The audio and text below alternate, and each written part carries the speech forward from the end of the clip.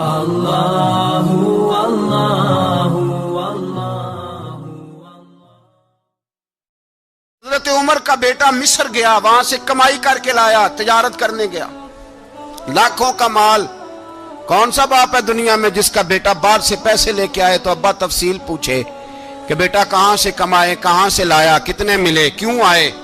کون سا باپ تفصیل پوچھتا ہے؟ ابا تو کہتا ہے لا صحیح، اور تعریفیں کرتا ہے میرا بیٹا بڑی کمائی کرتا ہے۔ کبھی پوچھا ہے اس سے کہ ڈیوٹی صحیح دیتا ہے کہ نہیں؟ کبھی پوچھا ہے کہ تو ایمانداری کی روزی لاتا ہے کہ حرام کی کماتا ہے؟ یہ باپ کی ذمہ داری ہے، یہ اماں کی ذمہ داری ہے۔ پھر کہتا ہے بیماری کیسے آ گئی، پریشانی کیسے آ گئی؟ تو نے کبھی سوال کیا اپنی اولاد سے؟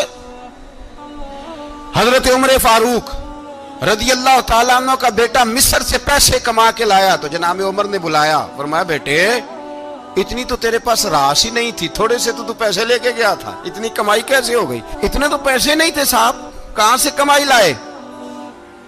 اس نے کہا ابا جی وہ جو میرے چچا ہے نا مصر کے گورنر، آپ کے دوست، انہوں نے میری مدد کی ہے۔ فرمایا جتنے لوگ گئے تھے سب کی ہے مدد اس نے؟ کہا نہیں صرف میری کی۔ فرمایا تیری کیوں کی؟ تیری کیوں کی؟ کہا حضور آپ کے دوست ہیں۔ فرمایا چپ کر، حضور انہوں نے مجھے اتنے پیسے دیے، میں نے کاروبار میں ڈالے تو نفع آیا تو میں ان کی رقم دے کے۔ فرمایا خاموش ہو جا، باقی جتنے لوگ گئے تھے سب کی مدد کی اس نے؟ کہا نہیں حضور صرف میری کی۔ فرمایا اس نے تیری مدد نہیں کی، اس نے خلیفہ کے بیٹے کی مدد کی، اس لیے کہ وہ خلیفہ کو اپنے حق میں نرم کر سکے۔ فرمایا آدھا مال تیرا ہے، آدھا مال غنیمت کا ہے، مال خزانہ کا ہے، مسلمانوں کا ہے، اس لیے کہ تو جو وہاں سے مال کما کے لایا ہے وہ اپنے باپ کے خلیفہ ہونے کی وجہ سے کما کے لایا ہے، لہذا رکھ ادھر۔ یہاں کہتے ہیں کدھر سے آیا، کیسے آیا، کون سا حساب دیں، کیا کریں؟ او بھائی حضرت عمر رضی اللہ تعالیٰ عنہ کا اپنی اولاد کے بارے میں یہ رنگ ہے۔ ایک جنگ سے نا خوشبو آئی، خوشبو بڑی مہنگی ہوتی تھی، عرب میں خوشبو آج بھی بڑی مہنگی ہے، وہ زیادہ استعمال کرتے ہیں۔ میری باتوں کی سمجھ آ رہی ہے میرے بھائیوں؟ بڑی مہنگی خوشبو تھی۔ جب وہ خوشبو آئی تو حضرت عمر نے کہا، گھر میں پہلے پہنچی حضرت عمر کے، چونکہ زیادہ عورتیں استعمال کرتی تھی گھر کے اندر خوشبو، مرد بھی لگاتے تھے۔ حضرت عمر نے اپنی بیوی سے کہا، آپ کی زوجہ تو تھی وہ بڑی خوشبو کو پسند کرتی تھی۔ حضرت عمر نے اپنی زوجہ سے کہا کہ خوشبو لاؤ، میں نے ایک عورت کی ڈیوٹی لگائی ہے، وہ خوشبو تول کے نا تو حصہ برابر صحابہ میں بانٹ دے گی۔ تو آپ کی زوجہ کہنے لگی کسی بی بی کی ڈیوٹی لگانے کی کیا ضرورت تھی، میں جو موجود تھی میں بانٹ دیتی ہوں تول کے حصہ برابر۔ آپ نے فرمایا نہیں تو رہنے دے، وہ فلانی بی بی بانٹے گی۔ کہا حضور میں نے بھی بانٹنی ہے، میرے پہ کچھ حق ہے؟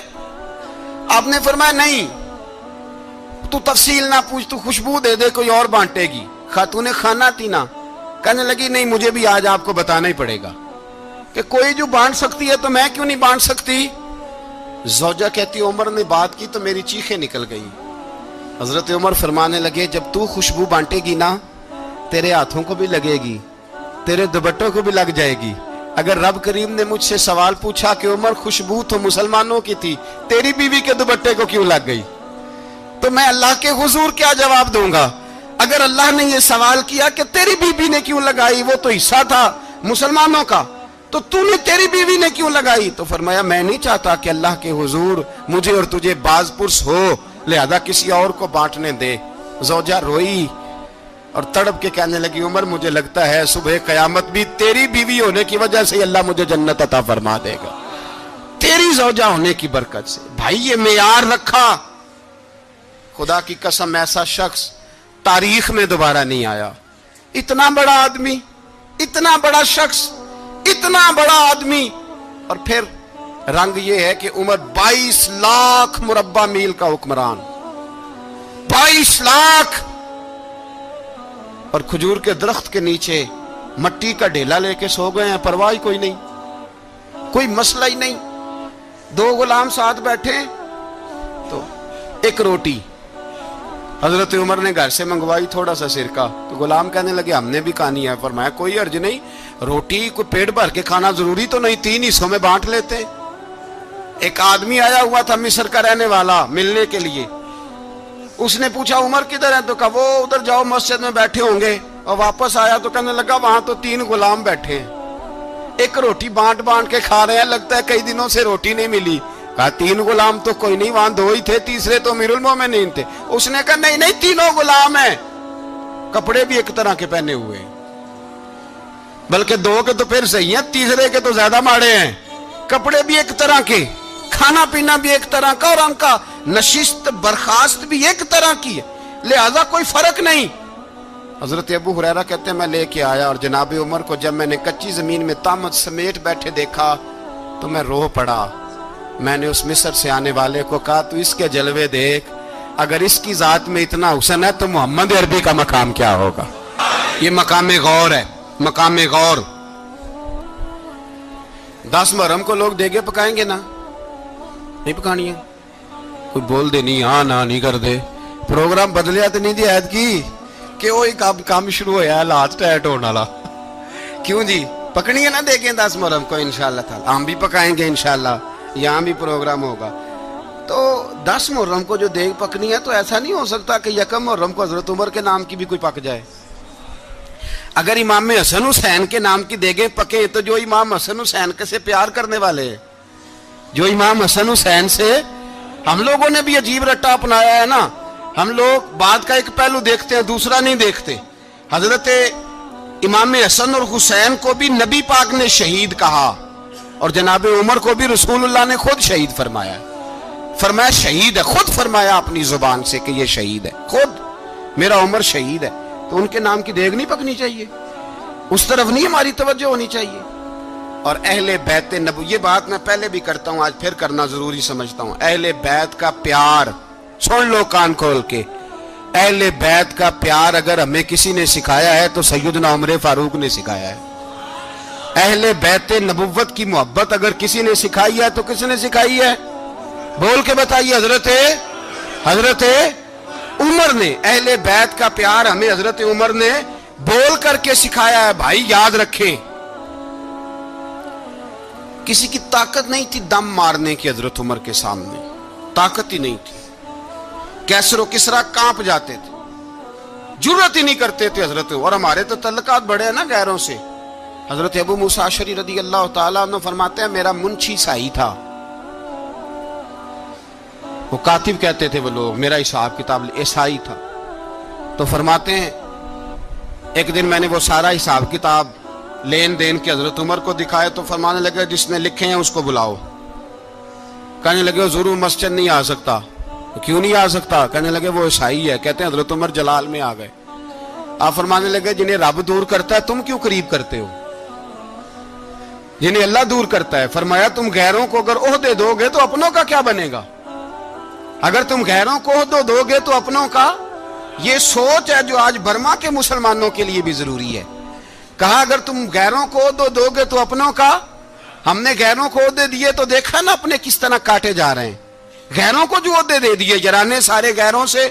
روز دعویٰ ہوتا ہے چین ہمارا سجن ہے, چین ہمارا دوست ہے.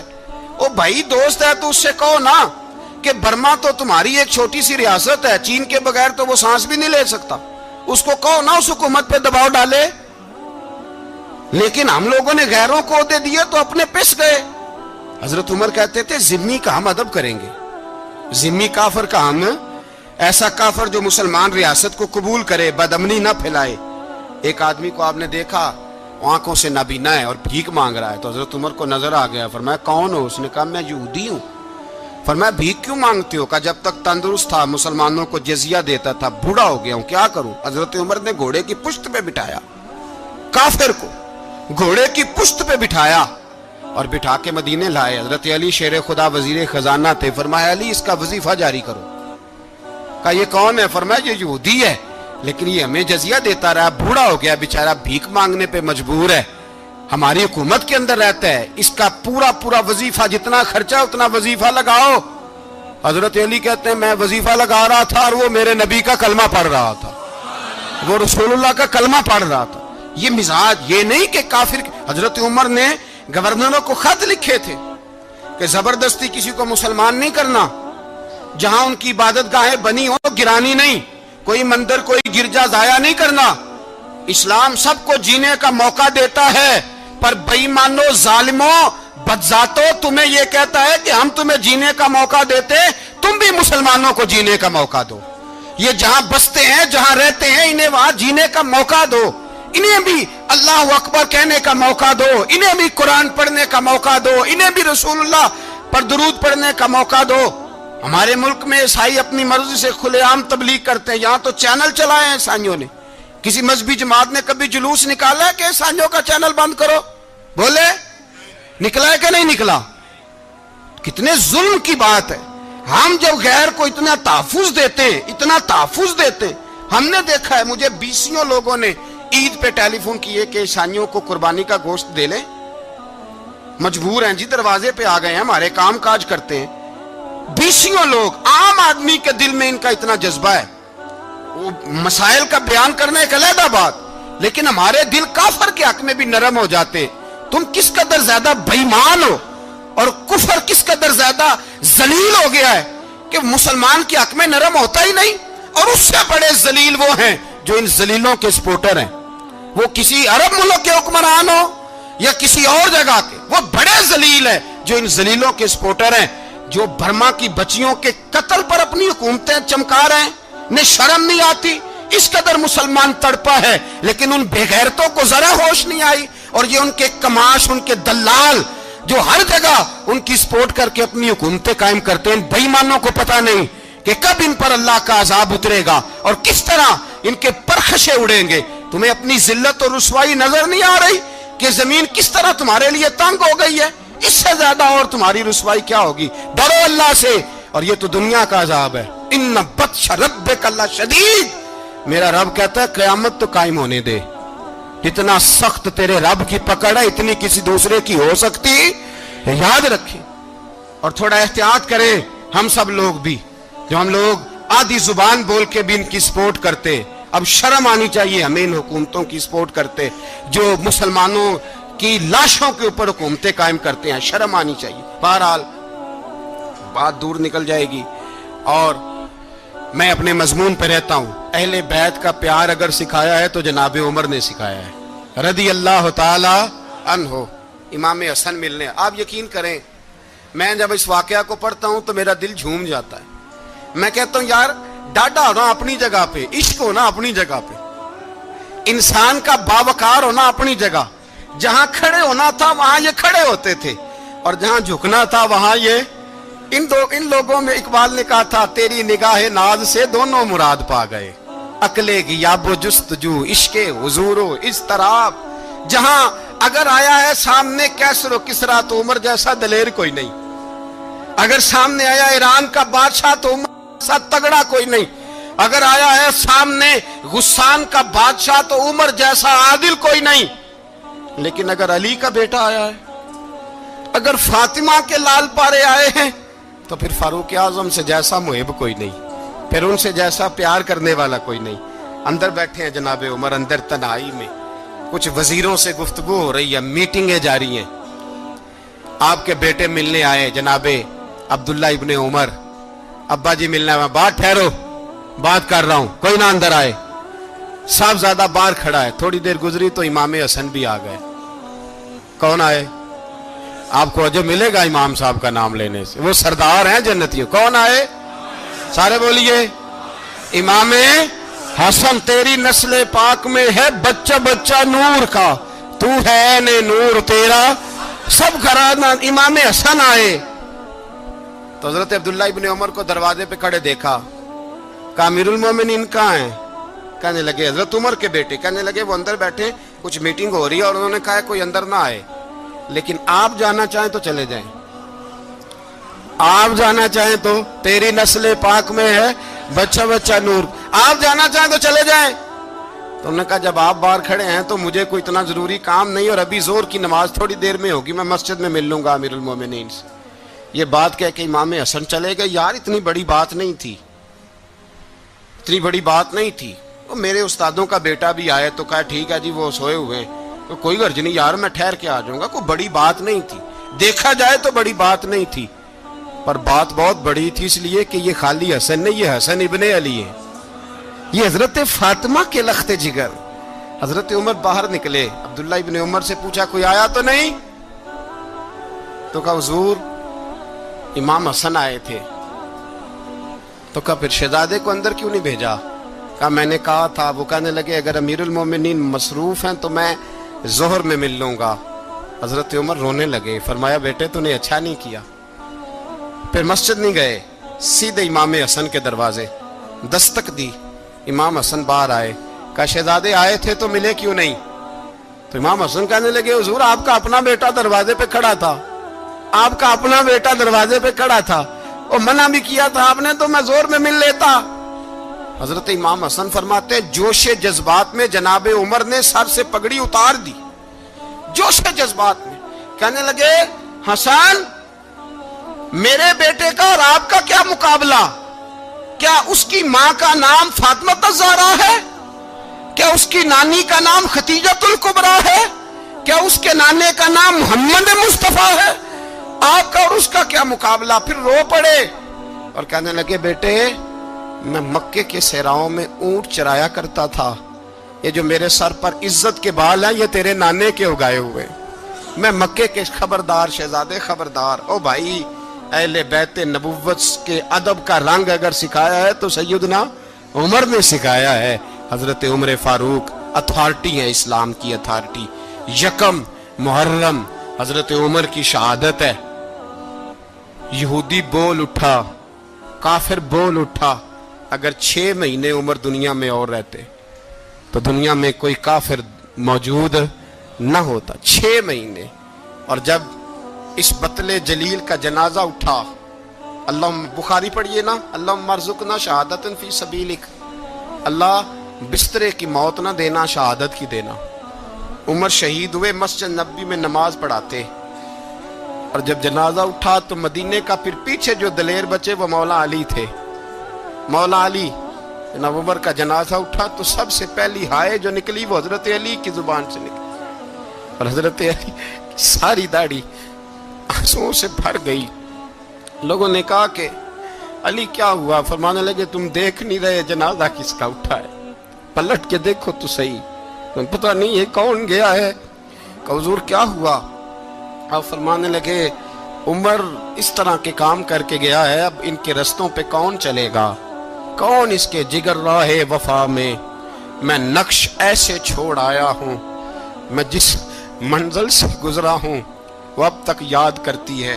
حضرت علی حضرت عمر کے جنازے پہ کھڑے ہو کے کہتے ہیں اللہ مجھے اس طرح کے عمل کرنے کی توفیق دے جس طرح کے عمر کر کے گیا. میرے بھائی بطل عزیز, بطل حریت حضرت عمر رضی اللہ تعالیٰ عنہ, جو اپنی زندگی انقلاب والی گزار کے گئے. عمر جب دنیا سے گئے تو 80 دینار کا قرضہ تھا, 22 لاکھ مربع میل کا حکمران.